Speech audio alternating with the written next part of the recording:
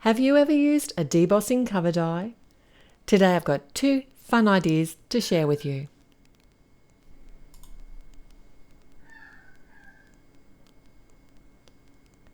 Hello and welcome. It's time for another Take 2 with Therese Altenew, and I've got 2 beautiful cards that I'm going to be making with you using this dotted geo cover die. Now this is not a normal cover die. It doesn't actually cut, it pierces a pattern in the cardstock. Now Altenew have a few of these and this is their newest one, and I love that it's got that center area that's flat so you can actually stamp a sentiment if you want to. Now what I wanted to do was do some blending, so I didn't want to blend the center. So for me to work out where the center was going to be, I thought the easiest way was to create a hinge for my die, and I've actually marked the 4 corners for this die. I've got a circle die that fits just within the circle here, and I'm basically tracing my lead pencil on top of the cutting edge of this circle die, and then I'm going to tape it in place. I don't know if this is the easiest way to do this, but it's the only way I could think of. Someone clever out there will probably know a much easier way to do this, but what it did was added a couple of pencil marks to the center of my cardstock, and that was where I could put my masking paper, which I die cut with the same die. I have left those tick marks on the corners so that I know exactly where to put the die when I do come back in and add the debossing, but I just wanted to be able to keep that center white if I could. My backup plan, I'll tell you about it a bit later on. I did have a backup plan if it didn't work. Anyway, I've used the pistachio. It's one of the Frozen Delights. It's one of those really pale colours. It's really pretty. And I just blended the background with that. I wasn't too worried about the blending because I knew I was going to be doing some stamping over top. But this is a special stamp. It's actually Lush Garden stamp set, but the base layer of the stamp set is actually a stencil. So if you want the whole image stamped, you actually need to stencil the base layer and then come in and stamp the layers after.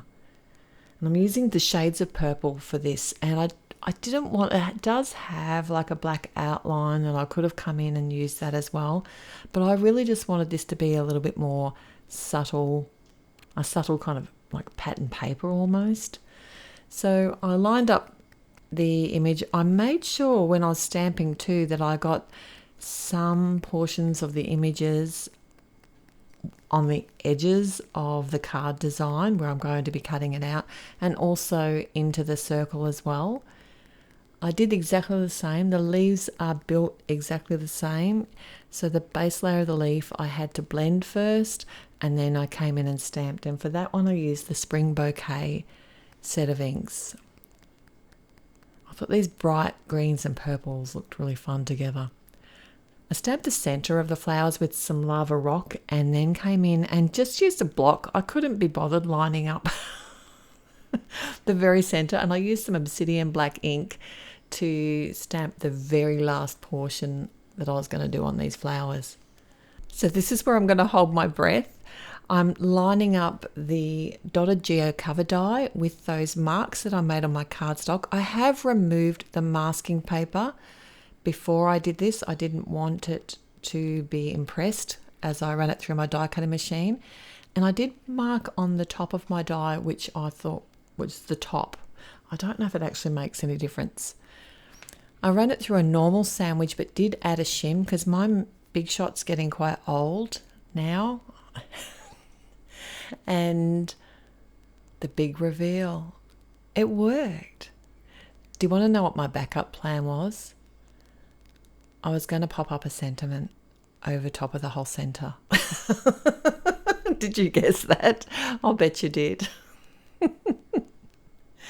All right, I did come in. I put the mask back on temporarily while I added some pure white and some antique gold ink splats, and I waited for those to dry between each of those, and after that it dried, then I could remove the mask. The sentiment I'm going to be using today is from the Versatile Greetings die set, and this is a layered sentiment, but I'm only using the actual word, and I'm layering it up with some white cardstock and used a jet black cardstock on the top. I want to do a sub sentiment. So what I'm doing here is I'm stamping out the words with love, and I've done it on a scrap piece of paper to make sure that it was straight and I was happy with it. But I wanted to add this little ampersand that comes in the stamp set, and this is in the Lush Garden stamp set as well. So I want to say with love and hugs, but it's such a tiny little sentiment. By having stamped the word with love and then the and, I could keep moving the little ampersand around until I was happy with the placement before I committed to my card design. Hope that makes sense. My backup plan, you already knew what that was, don't you? I was going to pop everything up on top and cover the circle, but I didn't have to in the end. So I've cut my panel down, I've adhered it to the front of an A2 side fold card, and then I just used some liquid glue to attach the word hugs.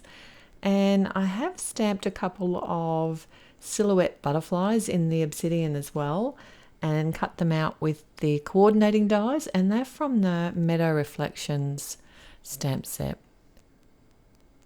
I just really like the way that the black pops on this background. I think if I had tried to add the black outline to the flowers, it would have been too much. Alright, so I'm on to my second card design now, and I had already blended out a background of green and purple, and I didn't like it, so I thought I'll try and save it, and I ran it through the die cutting machine. The same again, I did add a shim and using the Dotted Geo cover die, but this time what I thought I could do is add another colour on top of the blended background that I'd already done. I had nothing to lose, it's only a piece of cardstock. I did cut it down though, so it was going to fit a bit better on the front of the card. I didn't want to use the whole thing. And initially I came in with the Aqualicious, and it was just too purpley and pale. I couldn't get the depth that I wanted. So then I came in with the Dusk, and that certainly turned out so much better. And I did need to deepen the green as well. So I came in with the lime green over top, and I think these two colours looked really pretty together. But I also wanted to do a bold black sentiment because I thought that would stand out. And I wanted a negative space sentiment. So I did die cut a circle and the word hi from the Bold Greetings die set, and I've added a piece of acetate behind. But to line up that little tiny piece of the H, what I've done is I've just inset the word hi again into the negative space.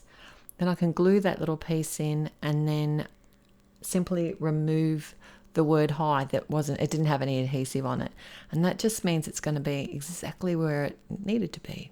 I didn't have to guess. So I've doubled up the foam tape here because I did want this to sit nice and high off the card front, but the actual background is adhered directly to the card front. I've added some essential black and white foam, no they're not, enamel dots and another butterfly.